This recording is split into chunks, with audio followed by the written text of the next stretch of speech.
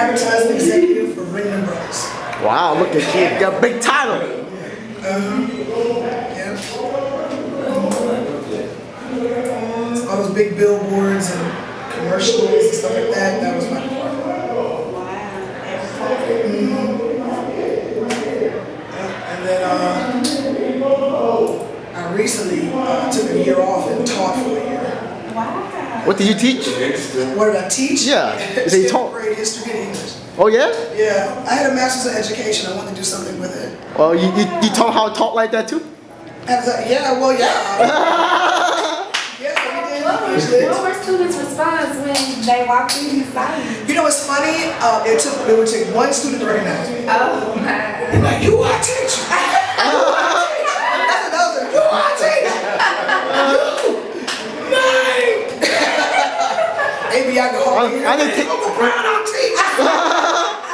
I didn't take your class too. You know, everybody wanted my homeroom. I know. It's like, you know, I did it for a year. Like, you know, I had to do student teaching to complete my master's, and I promised my mom I would complete it before she died. So I took a year off. I still did gigs here and there, but not as much because I was working during the week, and did my student teaching for a year and got my degree. What are your inspirations? You know, because I never thought about ever being a comic, I came in from a whole different angle of wanting to be able to vent and just say what I wanted to say and getting things off my chest and kind of using the audience as my therapist. You know, and then I began to study the art of comedy, and then I, you know, was lucky enough to have mentors and people who kind of took me under their wing and taught me the art of comedy. But yeah, I mean, when, you know, I was inspired, and of course, you know, you're inspired and you watch the greats like Richard and George Carlin, people like that, you know, and Bill Cosby, I mean, you know, one of the greatest storytellers in comedy.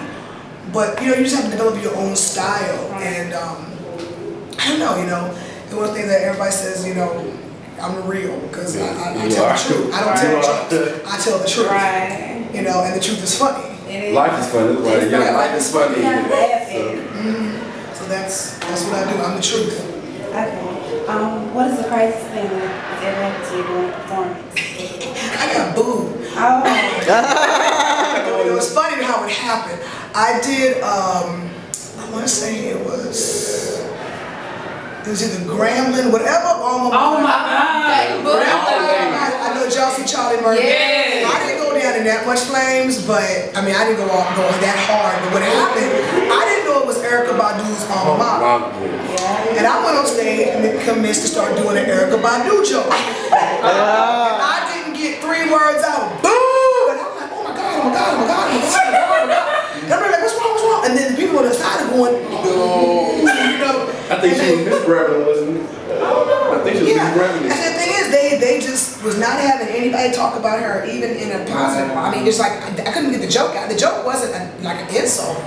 It was just about how you have to be high to appreciate her music, because But my thing is, and they didn't let me get it out. That was like the craziest thing that ever happened to me. And I mean, literally, that was like my second joke. So I don't even on stage for 5 minutes. And there was no recovery. I just had to say good night.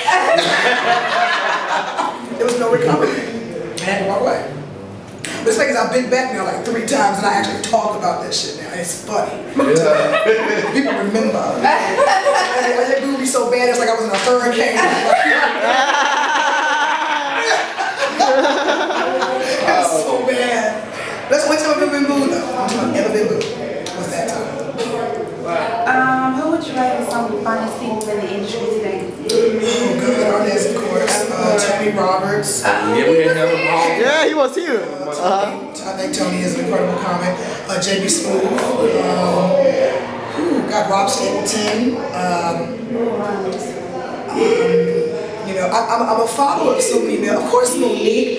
But you know, it's funny because I more follow the male community. Yeah. Kevin Hart.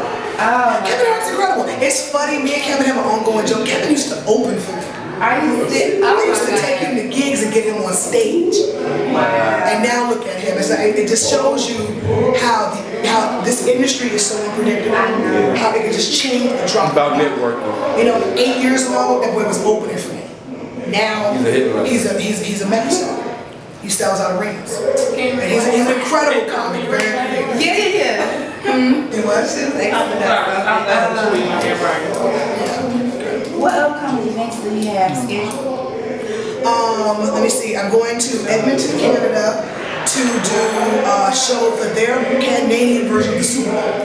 Wow. So I'm doing a big show up there Thanksgiving night after the game. And then after that, let me see. Actually, I'm on tour right now with the Foxhole Presents, which is Jamie Foxx's radio show. And he has a comedy tour that he sponsors and he endorses myself, Speedy, Smokey Suarez, and Vincent O'Shaughnessy. We just ended up doing last weekend 7 sold out shows in Atlanta, Uptown Comedy Corner. We're going to Phoenix in the beginning of December, doing a show with Cedric Ceballos, the former ball player. It's also going to be in Carolinas, New York.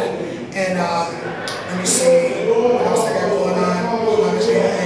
I'm winding down for the year because I do take the holiday off. Because I work so much and I don't see my family and everything. So that's what I've got going on right now. And then I have a vlog called Bitter to Bride. And what? Bitter, it's a vlog, it's on YouTube, under Bitter, and number 2, Bride. And I do weekly where I kind of talk about what I talked about on stage about, going from being a bitter single woman, thinking there's no good men out there, to actually finding my prince and getting married, and then figuring out that whole time I was holding myself back. Okay. It's the mentality of women that we have that probably prevents us from being married. Men are trainable. They are very much trainable. It's about knowing how to do it. Most men, just as a man can be made into a dog, he can be made back into a good brother, but it's knowing how to do it. Men are 8-year-old little boys. It's a matter of treating them as such. About myself, Shoot. Let's go with you. What are some TV radio appearances you've made or your most memorable TV radio appearance? Oh, my half hour on Comedy View was incredible. I'm sneaking watching. I know. I'm sneaking watching. That was the first thing I thought about. Like side TV like this. Yeah, my half hour Comic View was one of my most memorable because that was when I debuted the Crocodition Dundee character, the crocodile hunter in the hood. Oh my God. It's funny because I was so mad when he died, it's like, can I do it anymore? Because like literally, I still book shows where people want that joke. And I'm like, who did? Who cares? So I'm like, okay. So that was definitely memorable. Winning Apollo was definitely memorable early on in my career because what I had done, no one has ever done before. I won 6 consecutive times with Apollo and basically got retired. They sent me home like, okay, they retired me. So that was incredible. And then working with Samuel L. Jackson in Lakeview Terrace was memorable. Samuel L. Jackson? Yeah, Lakeview Terrace, actually having scenes with him. Oh yeah, I remember that. Yeah, working with Samuel L. was an amazing thing. Lakeview Terrace. And then of course working with Jamie on the Foxhole right now is like the most exciting thing because Jamie's cool as hell. It's just working with him and that whole crew, Johnny Mac and TDP and all of them. It's just so much fun. On the Foxhole.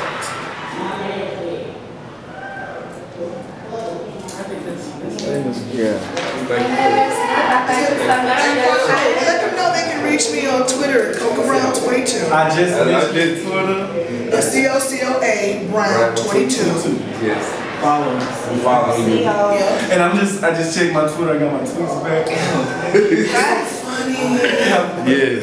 And they can find me on Facebook under Comedian Coca Brown. I will put you on my Facebook. Yeah, because my other page is full.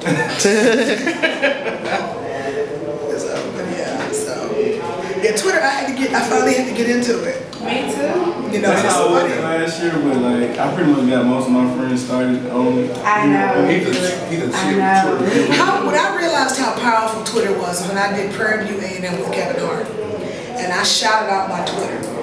And when I say 4,000, it was insane. My phone did not stop. Did you say your name on Everybody put their phone down. Straight to their phone. So you got a lot of mentions just Really? Yes. Good. You got a lot of mentions.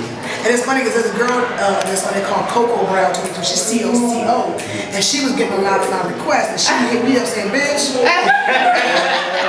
So I said, girl, just send them to me. Because I'm COCOA. Yeah. Facebook and Twitter, COCOA. COCOA, Brown 22. I got you. Thank you so much. Thank you so much. My pleasure. I really enjoyed your show. Oh, thank you, baby.